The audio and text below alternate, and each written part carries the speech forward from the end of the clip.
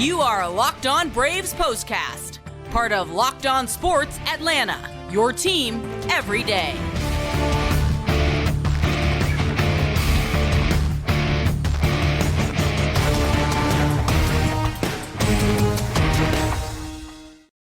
Usually I'll wish you a good evening, but I guess good morning is in order because the Braves are on the West Coast, which means we stay up a little bit later. But if it comes with a 2-0 win like the Braves picked up over the Padres, I think that most of Braves country will take it. The Atlanta Braves certainly will. It's their 7th consecutive win as they take the opener of a 3-game set out in San Diego. I'm Grant McAuley. He's Jake Mastroianni. This is the Braves Postcast, part of Locked On Sports Atlanta. Make sure to subscribe here on YouTube. Hit the bell so you get notified every time we drop a new episode. While you're there, go ahead and hit that like button as well. That always helps us out. And leave us those comments. We love to hear what you have to say about the team and the show. So go ahead, throw some of those in, and make sure to subscribe to Locked On Braves wherever you get your podcast. Jake, with all that out of the way, let's talk about a baseball game that was decided very early. It was the Braves jumping all over Ryan Weathers in the first inning. First 3 batters, if that was any indication of how the night was going to go, I was thinking, here they go again. The Braves are going to score a ton of runs. As it happened, the first inning runs were enough to pick up a win on a night that Max Fried got back on the mound. Yeah, glad they got him early because there wasn't anybody getting anything after that. So, yeah, I thought it was going to be another night the Braves offense puts up a ton of runs, but thankfully that's all that was needed, that Austin Riley 2-run homer to get the Braves started early. Yeah, so 2 runs did it. And, of course, the story of the night for the Atlanta Braves was welcoming back Cy Young runner-up Max Fried, the ace of their staff, who was forced out of his opening day start and was back to kind of, I guess, hit the reboot button on his season. And he looked pretty good. Didn't look like he'd missed a beat, certainly. Didn't seem like he'd been sitting out for nearly 2.5 weeks. So let's jump inside the box score of this game and see how it all went down. Game number 17 for the Braves. As I mentioned, their 7th consecutive win. Braves now 13-4, 2 runs, 7 hits, no errors. Left 8 men on base, including one big opportunity we'll talk about a little bit later. 2 for 7 with runners in scoring position on the night. Padres now 8-10, which may seem surprising considering what they did to Atlanta back at Truist Park a week or so ago. Well, they have hit some hard times away from Atlanta, so we'll see how they're able to bounce back in this series. Hopefully they can't bounce back in this series. Shut out on 6 hits, no errors, 6 men left on base, and hitless with their opportunities with runners in scoring position, though they did not have very many. Max Fried, he is back, folks, 1-0 on the year now as Ryan Weathers takes a loss, drops to 1-1. He did not pitch altogether that poorly. The Braves did let him off the hook a little bit, but the first 2 runs of the game, courtesy of Austin Riley, his 4th home run of the year. That was enough to make Fried a winner, and Weathers takes a loss. A.J. Minter locked down his 4th save. Game lasted 2 hours, 22 minutes, crowd of 31,846 on hand to see it. Let's talk about it. Max Fried back on the mound, and I thought, Jake, he looked as sharp as he did throughout the spring, as sharp as he was looking on opening day. 5 scoreless innings, 4 hits, no walks, 4 strikeouts, 79 pitches, so pretty efficient overall. Had a little bit of trouble here or there, but with the way that the Padres were unable to square him up, it just felt like it was vintage Max Fried.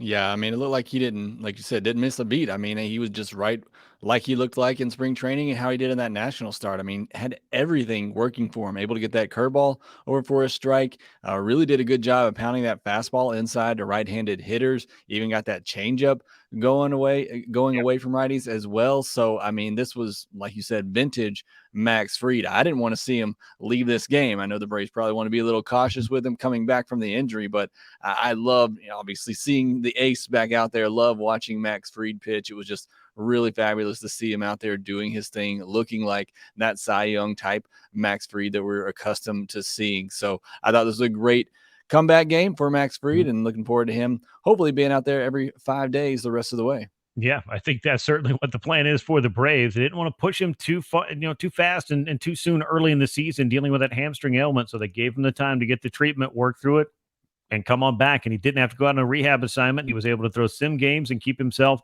pretty much ready to go.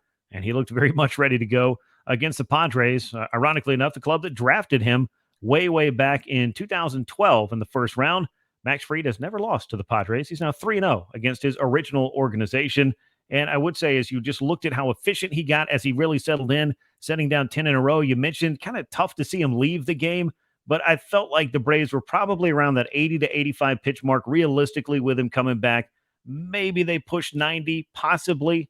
But I felt like once he closed out that 5th inning at 79, they weren't going to open up a new frame. And Dylan Lee, let's talk about him for a minute. How about the performance of the Atlanta lefty reliever he kind of gets lost in the shuffle sometimes, I feel like, when you start talking about the big guns in the Braves bullpen over the last couple of years. But Dylan Lee has carved out a pretty important role, and he showed it again tonight. Yeah, he's been great, and like you said, I think he's somebody that a lot of people overlook. But I wanted Max Fried to come out because I want him to face that top of the order again because he's your ace, he's your guy. I want to see him get those guys top of the order. But Dylan Lee came in there and just shut him down in quick fashion. So yeah, Dylan Lee has been great. I almost feel like he's been underutilized somewhat at times this year, but still, obviously, they're in a big spot. Snicker puts him in against the top of that order, and he gets another inning as well. So Dylan Lee just building off what was a fantastic season for him last year, becoming one of those key bullpen arms for the Braves, who, again, that bullpen very shorthanded with Colin McHugh and Raisel Iglesias still out. Dylan Lee getting 2 big innings for the Braves to help piece that thing together. Yeah, you'll take all you can get. Most certainly, the Braves will try to make it work until they get their closer, Raisel Iglesias, back. Their closer right now, AJ Minter, has looked great, but even allowing him to slide into a role where he helps you with the setup and goes against some of these tough hitters, I felt like Dylan Lee kind of got the AJ Minter assignment that we've seen the last couple of years. Come in here, face the toughest hitters, and do your best against him. And he did a pretty great AJ Minter impression.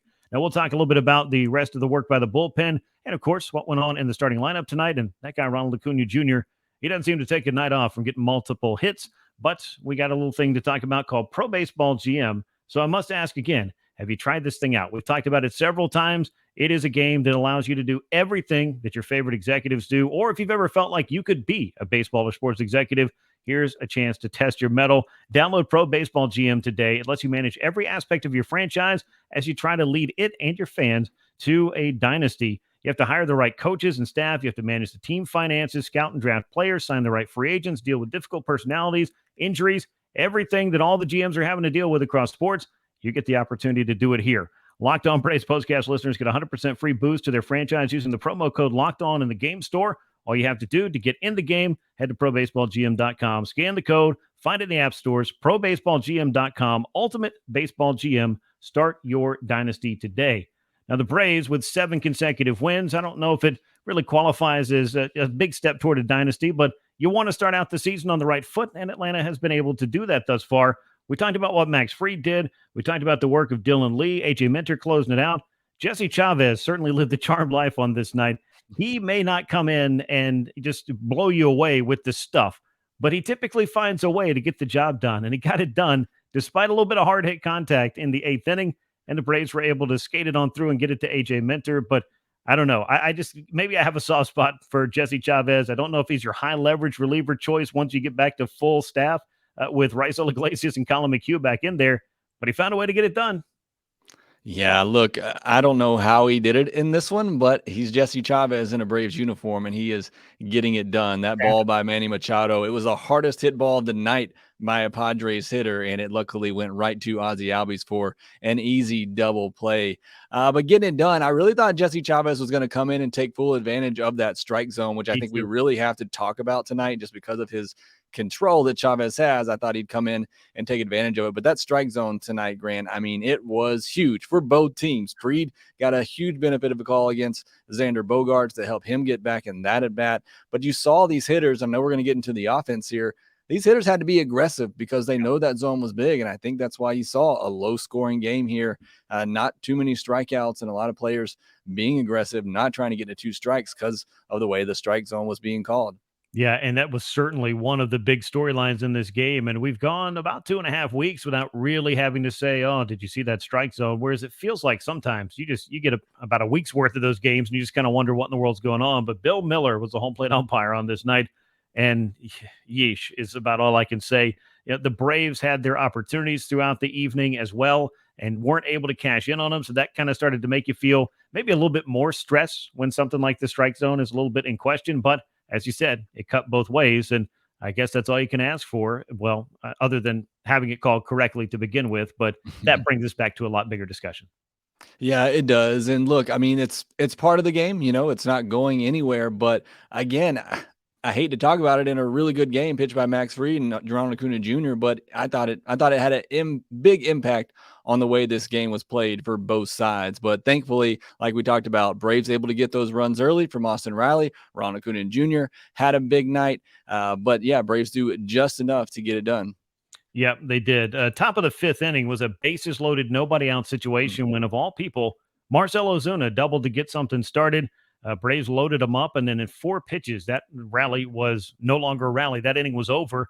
A big punch out by Matt Olson, and then first pitch ground into a double play by Austin Riley. So, yeah, maybe that did change the aggressiveness of hitters. We know the Braves are by nature kind of aggressive anyway, so you're certainly not going to wait and leave it in the umpire's hands. But either way, for whatever reason, that just felt like that one might come home to bite you. But with the work that the Braves bullpen did, it in fact did not really factor in this game.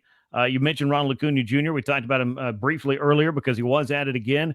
3 for 5, a double, a run scored. He's batting .389 this season, Jake. I believe that's second now in the National League. Of course, at the end of action for today, I'm not sure there was anybody that could creep past him, but you never know. Early in the season, that can happen. But Luis Ariz, I believe, was hitting about 450 when I checked before we got started here today. That's still pretty good by my math. He won the batting title in the AL last year, but at no point were we talking about Ronald Acuña Jr. and batting title in the same sentence in 2022.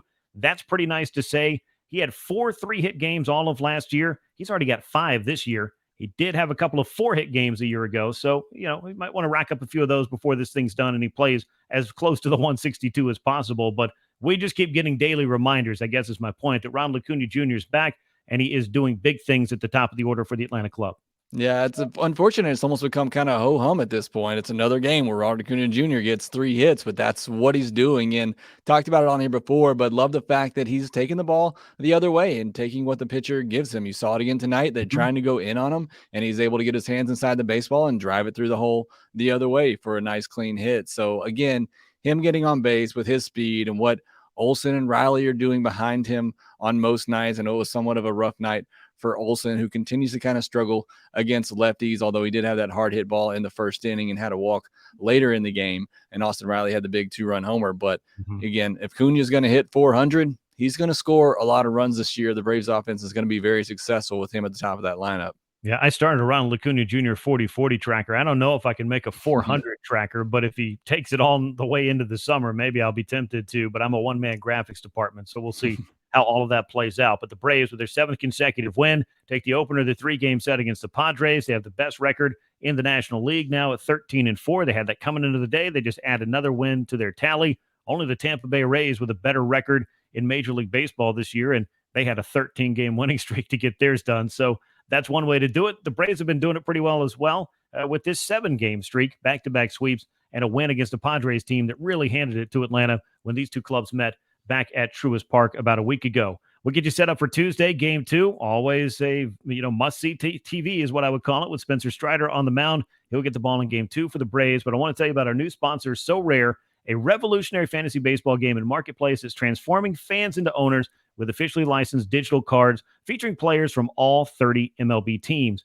Unlike other fantasy baseball platforms, So Rare managers truly manage their fantasy experience, collecting, buying, selling, and competing with player cards against global opponents to win prizes. Win or lose, you still own the cards, and there's no cost to play. Head over to SoRare.com/lockedon, draft your team of free player cards, set your lineup, and start competing today to win those epic rewards. That's SoRare.com/lockedon to start playing today. On Tuesday, it'll be Game 2 at Petco Park. Padres hosting the Braves. Spencer Strider on the mound. Blake Snell, the lefty, for the San Diego club. These two teams, obviously, as we know, have already seen each other, and this is now the second series.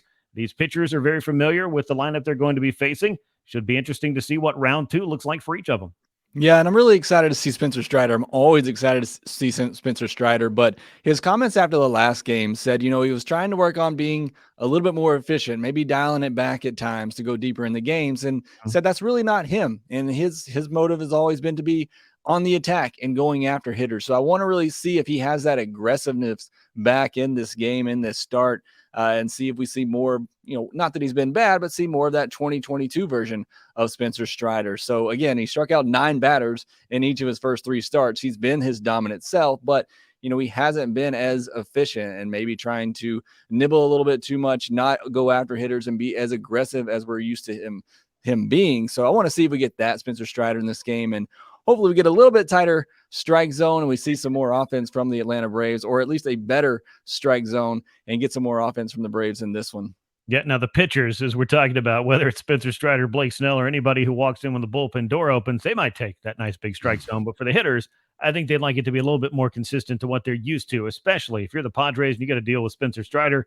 He gets a big zone. He might strike out all 27. But as I don't expect that to happen, I'm just going to put the energy out there in the universe that he does rack up a bunch of strikeouts. And I feel like it's a pretty safe bet if you're into that sort of thing as well. Spencer Strider on the mound for the Braves, looking to go 2-0 on the season. Blake Snell looking for his first win. He is 0-2 in the early going of 2023. 9:40 p.m. Eastern time is the first pitch at Petco Park for Game 2 of this 3-game set between the Braves and the Padres. And then, of course, Atlanta's going to come on home, enjoy an off day, and then host the Houston Astros. So a very big week of baseball. It starts out on a great note with a 2-0 win over the Padres for the Braves on Monday. That's going to wrap things up here on the Braves Postcast, part of Locked On Sports Atlanta. Make sure you're subscribed on YouTube. Go ahead, hit that like button. Also, enable the alert so you get notified every time we drop a new episode. And subscribe to Locked On Braves wherever you get your podcast. He's Jake Mastroianni. I'm Grant McAuley. Once again, a 2-0 win for the Braves on Monday. We will catch you after Game 2 of the series on Tuesday night. And until then, so long, everyone.